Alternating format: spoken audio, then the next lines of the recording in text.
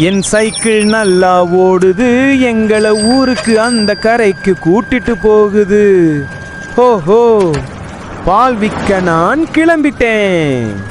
முருகேசன் சுமதி பாட்டி வீட்டு வாசல்ல சைக்கிளை நிறுத்திட்டு பெல் அடிக்கிறான். பாட்டி, வந்து பால் வாங்கிக்கோங்க. வாப்பா, இன்னைக்கு மட்டும் ஒரு 1/2 லிட்டர் பால் அதிகமா கொடு. என் மகனுக்கு பாயசம் செஞ்சு சாப்பிட ஆசையா இருக்கான். அதற்கு முருகேசன், கண்டிப்பா, இப்பவே வாங்கிக்கோங்க. நல்ல பாயசம் செஞ்சு அவருக்கு கொடுங்க. முருகேசன் மறுபடியும் சைக்கிளை எடுத்துக்கிட்டு அடுத்த வீட்டுக்கு பால் கொடுக்க போறான். அங்க வந்த ஒரு அக்கா, அட முருகேசன் தம்பி, இந்தாங்க உங்க பாலுக்கான காசு. இன்னைக்கு மாசம் முடிஞ்சிடுச்சுல்ல. அதற்கு முருகேசன், ஆமாம் அக்கா, கொடுங்க. உங்க கணக்கு ரொம்ப சரியா இருக்கு. நீங்க கரெக்டா நேரத்துக்கு பணம் கொடுத்துடுறீங்க. அட தம்பி, நீதான் வேப்பம்பட்டி ஊர்லயே ரொம்ப குறைச்சலான விலைக்கு பால் கொடுக்கற. அதுவும் தினமும் கரெக்டா நேரத்துக்கு வர்ற. அதனால உனக்கு சரியா நேரத்துக்கு பணம் கொடுக்கறது எங்க கடமை தானே அப்படின்னு அந்த அக்கா சொன்னாங்க. அட, ரொம்ப நன்றி அக்கா. சரி, நான் போயிட்டு வரேன் அப்படின்னு முருகேசன் சொல்லிட்டு வீட்டுக்கு கிளம்பினான். அப்போ இதெல்லாம் பாத்துக்கிட்டு இருந்த அந்த அக்காவின் கணவர் கேட்டாரு, என்னம்மா, இந்த பால் வியாபாரிய பத்தி ரொம்ப புகழ்ந்து பேசிக்கிட்டு இருக்கியே? அட பின்ன என்ன, உண்மைதானே சொன்னேன். நான் ஏதாவது தப்பா சொன்னேனா? முருகேசன் ரொம்ப நல்லவன், பாவம். முன்னாடி நாங்க சிட்டில இருந்து பாக்கெட் பால் வாங்கிட்டு இருந்தோம். அது எவ்வளவு காஸ்ட்லி. அத வாங்க நீங்க அவ்வளவு தூரம் கடைக்கு போனோம். ஆனா இந்த முருகேசன் வீட்டுக்கே வந்து பால் குடுக்கறான். சிட்டில கிடைக்கிற பாலை விட கம்மியான காசு தான் வாங்குறான். அது மட்டும் இல்லாம அப்படின்னு அந்த அக்கா சொன்னாங்க. அட அம்மாடி, போதும் போதும் சொல்லாத. முருகேசன் ரொம்ப நல்லவன், பாவம், நேர்மையானவன்னு எனக்கு புரிஞ்சிடுச்சு. இப்போ என்ன மன்னிச்சு ஒரு கப் டீ மட்டும் கொடு அப்படின்னு கணவர் சொன்னார். ஆமா, இதுக்கு மட்டும் குறைச்சல் இல்ல, இருங்க கொண்டு வரேன். அங்க முருகேசன் தன்னோட எல்லா வேலையும் முடிச்சிட்டு வீட்டுக்கு வந்துடுறான். என்னங்க ஆச்சு? ஏன் இப்படி மூச்சு வாங்குறீங்க? மறுபடியும் நாய்கள் துரத்துச்சா என்ன? அப்படின்னு மனைவி கேட்டாங்க. அதை ஏன் கேக்குற? சைக்கிள் டயர் நடுவழியில பஞ்சர் ஆயிடுச்சு. அதை சரி பண்ணவே ரொம்ப லேட் ஆயிடுச்சு. ஓஹோ, அப்போ ஏன் ஒரு மோட்டார் வண்டி வாங்க கூடாது? இந்த சைக்கிள் இவ்வளவு பழைய குப்பை மாதிரி இருக்குதே. அப்பதான் நான் பாவம் அப்பாவியா ஏழையா இருக்கிற மாதிரி அவங்க நினைப்பாங்க அப்படின்னு முருகேசன் மெதுவா சொன்னான். என்னது? என்ன சொல்றீங்க? அட, நான் மோட்டார் வண்டியில போக ஆரம்பிச்சா இந்த ஏழை பால் வியாபாரிக்கு இவ்வளவு காசு எங்கிருந்து வந்துச்சுன்னு ஊர் மக்கள் யோசிக்க மாட்டாங்களா? இதுல என்ன யோசிக்க இருக்கு? எங்க இருந்து காசு வந்துட போடு, பால் வித்துதான், வேற எப்படி? அப்படின்னு கௌரி கேட்டாங்க. அதற்கு முருகேசன் பதில் சொல்லாம எழுந்து நேரா தன்னோட மாட்டு கொட்டகைக்குள்ள போறான். அங்கதான் கௌரி மாடுகள்ல இருந்து ஃப்ரெஷ்ஷா பாலை கறந்து வச்சிருந்தா. ஆனா வெறும் பால் வித்தா மட்டும் யாரும் பைக், கார் வாங்க முடியாதுன்னு எல்லாருக்கும் தெரியும். முருகேசன் ஃப்ரெஷ்ஷா இருக்கிற பாலை எடுத்து அதுல தண்ணீர்ல கலக்க ஆரம்பிக்கிறான். அப்போ அங்க மனைவி கௌரி வேகமா ஓடி வந்து சொன்னா, அட நில்லுங்க, இந்த பால் நாம பயன்படுத்துவதற்காக வச்சிருக்கிறது. இதுல ஏன் தண்ணீர் கலக்கிறீங்க? அட முட்டாள் பொம்பளை, உன்கிட்ட எத்தனை தடவை சொல்லியிருக்கேன், நாம பயன்படுத்துற பாலை தனியாவை. இங்கு கொட்டகையில் நான் விற்கிற கலப்பட பாலை மட்டும்தான் வைத்திருக்கணும்னு. ஐயோ, மன்னிச்சுக்கோங்க, இப்பவே எடுத்து வச்சிடுறேன். வேப்பம்பட்டி மக்கள் நினைச்சதுக்கு மாறா முருகேசன் ரொம்பவும் பேராசை பிடிச்ச உஷாரான ஆள். கௌரி பாலை எடுத்துட்டு போறா. முருகேசன் சிரிச்சுக்கிட்டே தனக்குள்ளே சொல்லிக்கிறான், ஊர் மக்கள் கண்ணுல நான் ஒரு பாவம் ஏழை பால் வியாபாரி தான். அப்படியே இருக்கட்டும், என் நிஜமுகம் யாருக்கும் தெரிய வரக்கூடாது. நான் இப்படி கலப்பட பாலை வித்து வித்து நிறைய பணத்தை சேர்த்துக்கிட்டே இருப்பேன். முருகேசனோட இந்த ஏமாற்று வேலை நல்லா ரயில் வண்டி மாதிரி போய்கிட்டு இருந்தது. ஒரு நாள் அந்த வண்டியில ஏறுறதுக்கு இன்னும் சில பயணிகள் வந்தாங்க. ஒரு நாள் முருகேசன் சைக்கிளில் பால் வித்துட்டு வீட்டுக்கு போய்கிட்டு இருந்தான். அப்ப மறுபடியும் சைக்கிள் பஞ்சர் ஆயிடுச்சு. அட, இந்த பழைய குப்பை என்னை தொல்லை செய்தே. மறுபடியும் இதை சரி பண்ண வேண்டியதா போச்சு அப்படின்னு முருகேசன் சொன்னான். முருகேசன் ரவி பஞ்சர் கடைக்காரன் கடைக்கு போறான். அங்க இருந்த ரவி சொன்னான், அட அண்ணா, மறுபடியும் வந்துட்டீங்களா? அட, இப்போவாவது ஒரு புது சைக்கிள் வாங்கிக்கோங்க. உங்க சைக்கிள பஞ்சர் பார்த்து பார்த்து நாங்க டயர்ட் ஆயிட்டோம் அண்ணா. அட எங்க ரவி, வீட்டுல சோறு தண்ணி ஓடினாலே போதும். எங்கள மாதிரி ஏழைகள் எங்க புது சைக்கிள் வாங்குறது? அப்படின்னு முருகேசன் கவலையா முகத்தை வச்சுக்கிட்டு சொன்னான். ரவி சைக்கிளை சரி பண்ண ஆரம்பிக்கிறான். முருகேசன் அங்கேயே நிக்கிறான். பக்கத்துல ஒரு பஜ்ஜி கடை இருந்துச்சு. அண்ணா, இத சரி பண்ண 15-20 நிமிஷம் ஆகும். நீங்க ஏன் இங்கேயே நிக்கிறீங்க? போங்க, முன்னாடி போய் பஜ்ஜி கடையில உட்காருங்க. சரி, வேலை முடிஞ்சதும் என்னை கூப்பிடு அப்படின்னு முருகேசன் சொன்னான். முருகேசன் பஜ்ஜி கடைக்கு போய், அண்ணா, ஒரு பிளேட் பஜ்ஜி கொடுங்க அப்படின்னு கேக்குறான். சரிங்க, இப்போவே எடுத்து தர்றேன்.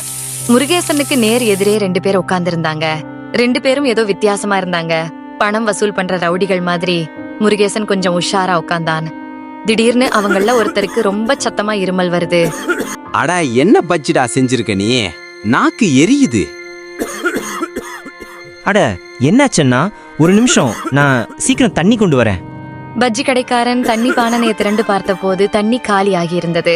ஐயோ அண்ணா, தண்ணி காலியாகிடுச்சு. நான் இப்பவே கிணற்றுல இருந்து எடுத்துட்டு வரேன். அப்ப என்ன, நான் அதுவரை இருமிட்டே இருக்கணுமா? முருகேசன் வேகமா எழுந்து தன்னோட சைக்கிளில் வச்சிருந்த கேனில இருந்து கொஞ்சம் பாலை கொண்டு வர்றான். இத குடிங்க அண்ணா, இது உங்க இரும்பல நிறுத்தும் அப்படின்னு முருகேசன் சொன்னான். அந்த ஆள் வேகமா பாலை குடிக்கிறான். அவனோட இருமலும் நின்னுடுது. பஜ்ஜி கடைக்காரன் பெருமூச்சு விட்டான். இப்பதான் நிம்மதியா இருக்கு. ரொம்ப நன்றி. பரவாயில்ல அண்ணா, மனுஷன் மனுஷனுக்கு தான் உதவியா இருக்கணும் இல்லையா? அப்படின்னு முருகேசன் சொன்னான். இந்தாங்க அண்ணா உங்க பஜ்ஜி. சரி, நான் இப்ப தண்ணி நிரப்பிட்டு வர்றேன். யாருக்காவது தேவைப்பட்டா ரெடியா இருக்கணும் இல்லையா? பஜ்ஜி கடைக்காரன் போனதும் முருகேசன் தனியா இருக்கிற பார்த்து அந்த ரவுடி மாதிரி தெரிஞ்சால் முருகேசன் கிட்ட சொல்றான். நல்ல சுத்தமான பாலா விக்கிறீங்க. பால்ல என்னென்ன கலந்திருந்தீங்க? அப்படின்னு ரவுடி ஆள் கேட்டான். இத கேட்டதும் முருகேசன் திடுக்கிட்டு போறான். கையில இருந்த பஜ்ஜி கீழே விழுந்துருது. என்ன சொல்ல வர்றீங்க அண்ணா?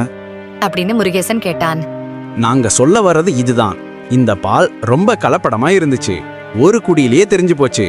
இன்னைக்கு வரைக்கும் வேப்பம்பட்டி ஊர்ல யாருமே முருகேசனோட கலப்பட பாலின் ருசிய புரிஞ்சுக்கல. ஆனா இந்த புது ஆள் ஒரே ஒரு வாய் குடிச்ச உடனே புரிஞ்சுக்கிட்டான்.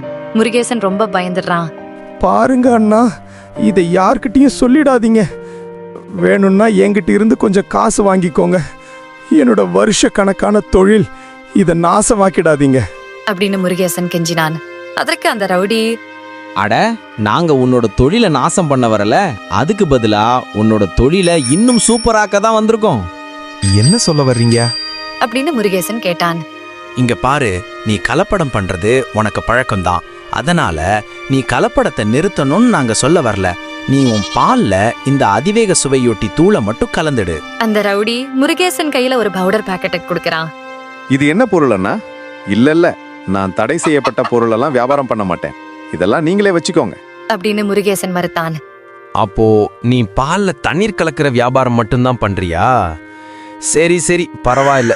நீயும் 4 காசு ஜாஸ்தியா சம்பாதிக்கணும்னு நினைச்சோம். ஆனா இது அவரவர் தலைவிதி. காசுன்னு சொன்ன உடனே முருகேசனுக்கு பேராசை அதிகமாச்சு. உடனே அவன் அவங்க கிட்ட சொன்னான். அட, நான் சும்மா ஜோக் பண்ணேன் அண்ணா. நான் ரெடி. வர்ற லக்ஷ்மியை யார் தான் வேண்டான்னு சொல்லுவாங்க? கொடுங்க கொடுங்க, பாக்கெட் இங்கே கொடுங்க அப்படின்னு முருகேசன் ஆசைப்பட்டு சொன்னான். இதான் வேணும். அப்போ இதோ இந்த ஒரு பாக்கெட்டை ஒரு பெரிய பால் கேன்ல மட்டும் கலக்கு. இதை விட கம்மியாவும் இருக்கக்கூடாது, ஜாஸ்தியாவும் இருக்கக்கூடாது. அப்பதான் ருசியில யாருக்கும் வித்தியாசம் தெரியாது.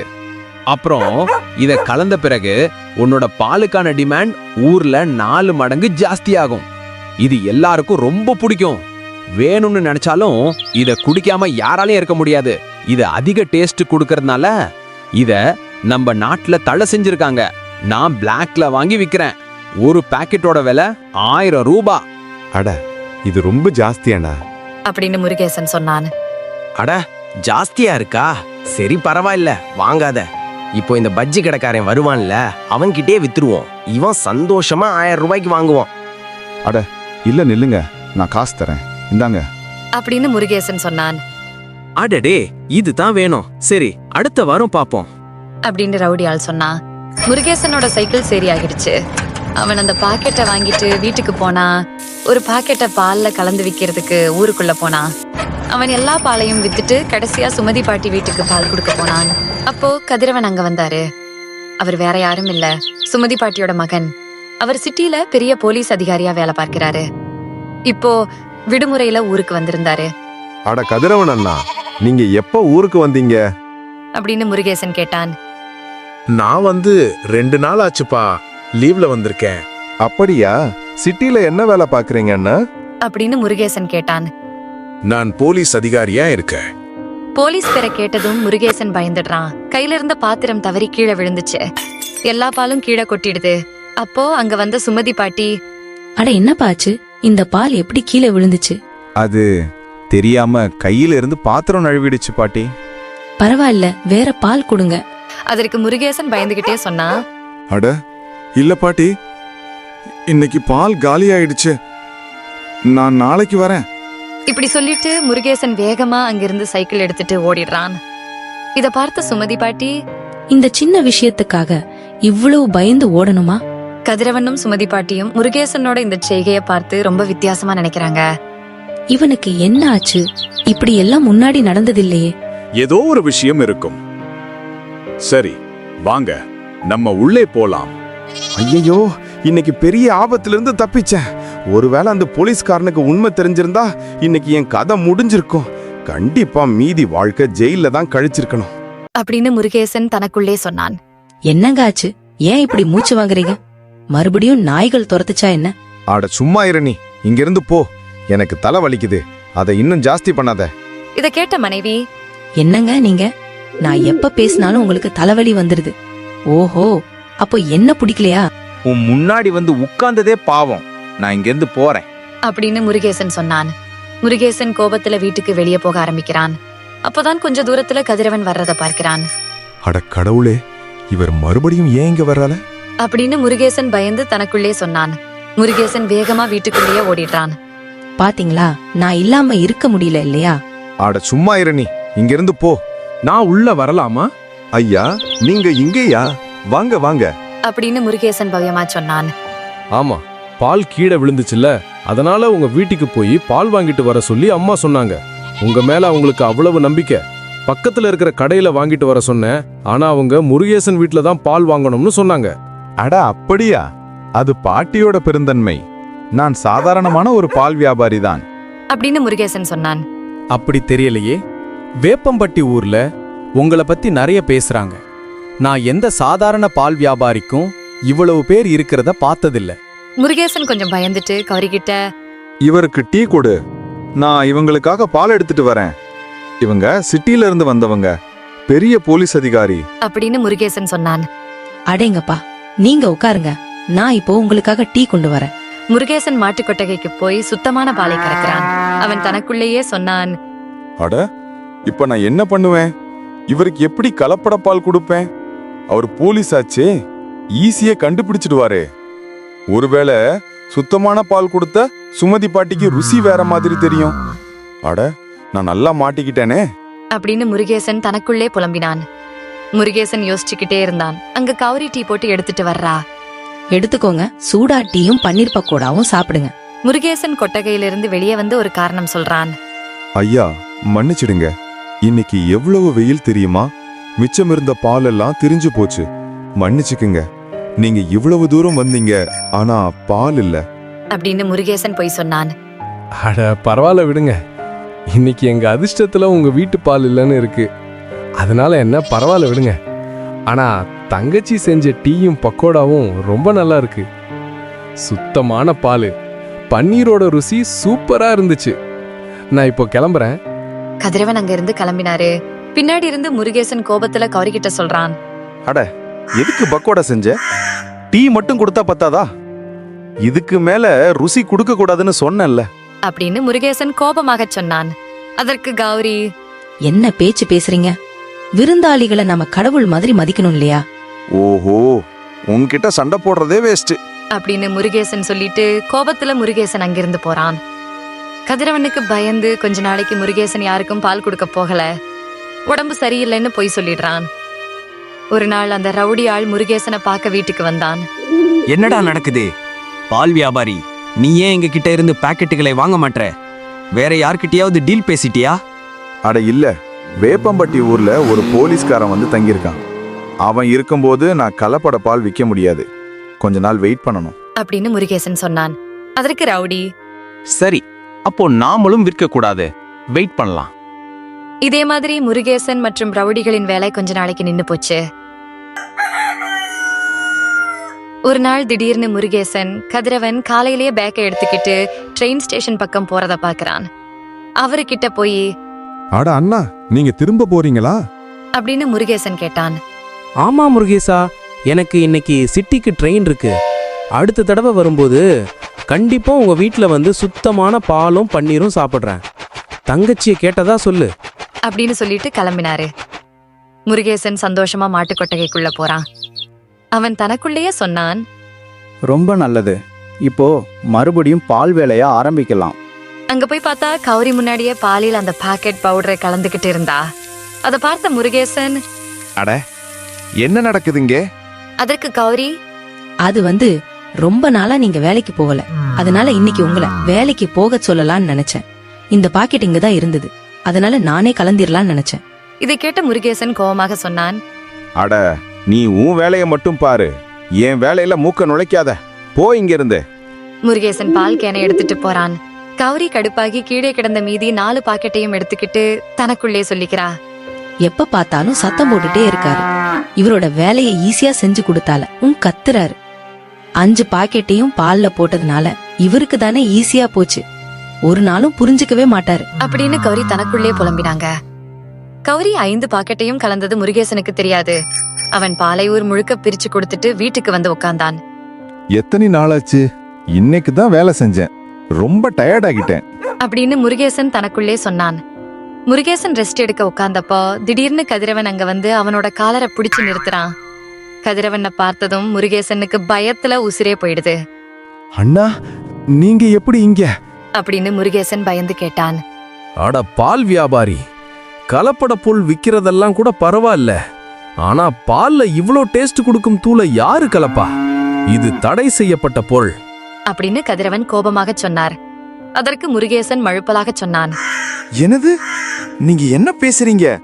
இது எல்லாம் எனக்கு தெரியாது. நீங்க என்ன சொல்றீங்க? உங்களுக்கு ட்ரெயின் இருந்துச்சுல்ல? ஆமாம், ஆனா என் ட்ரெயின் கடைசி நேரத்துல கேன்சல் ஆகிடுச்சு. ஆனா உன்னோட ட்ரெயினுக்கு டைம் ஆகிடுச்சு. வா, இப்போ உன்னோட ட்ரெயின் நேரா ஜெயிலுக்கு தான் போகும். போகும்போது உன்னோட கூட்டாளிகளையும் ஏத்திக்கலாம். அண்ணா, என்ன சொல்றீங்க? அப்படின்னு முருகேசன் கேட்டான். அது என்னன்னா, எனக்கு ட்ரெயின் கேன்சல் ஆகிடுச்சுன்னு வீட்டுக்கு போன உடனே பாட்டி எனக்கு ஒரு கிளாஸ் பால் கொடுத்தாங்க. பாலை குடிச்ச உடனே அதுல எவ்வளவு டேஸ்ட் பவுடர் கலக்கம் இருக்குன்னு தெரிஞ்சு போச்சு. நான் ஊருக்கு போறேன்னு தெரிஞ்ச உடனே உனக்கு உடம்பு சரியாயிடுச்சுல்ல, மறுபடியும் விற்க ஆரம்பிச்சிட்ட. அப்பவே நான் புரிஞ்சுக்கிட்டேன் நீ ஏதோ ஏமாத்து வேலை பண்றன்னு அப்படின்னு கதிரவன் விளக்கினார். இல்ல இல்ல, எந்த ஏமாத்து வேலையும் இல்ல. நான் ஒன்னும் பண்ணல. கண்டிப்பா யாரோ என்ன மாட்டி விட பாக்குறாங்க அப்படின்னு முருகேசன் மறுத்தான். நான் சிட்டில இருந்து என்னோட டீமை வர சொல்லிட்டேன். மீதி விசாரணைய அவங்க பாத்துக்குவாங்க. இப்போ நீ என் கூட வா ஸ்டேஷனுக்கு. மீதி கேள்வி பதில்கள்லாம் அங்கதான் நடக்கும் அப்படின்னு கதிரவன் சொல்லி முருகேசனை கைது செய்து கிளம்பினாரு. முருகேசனை இழுத்துக்கிட்டு ஸ்டேஷனுக்கு போனாரு. பேராசை பிடிச்ச உஷாரான பால் வியாபாரியோட நிஜமுகம் வேப்பம்பட்டி ஊர் முழுக்க தெரிஞ்சு போச்சு. அவரு மனைவி அதையெல்லாம் பார்த்துக்கிட்டு அழுதுட்டு இருந்தாங்க. முருகேசனோட கூட்டாளிகளும் அவன் கூடவே பிடிபட்டாங்க. இனிமே அவங்க ஜெயில தான் பால் வியாபாரம் செய்யணும். இந்த வீடியோ உங்களுக்கு பிடிச்சிருந்தா லைக், ஷேர் மற்றும் சப்ஸ்கிரைப் பண்ணுங்க. நன்றி, வணக்கம்.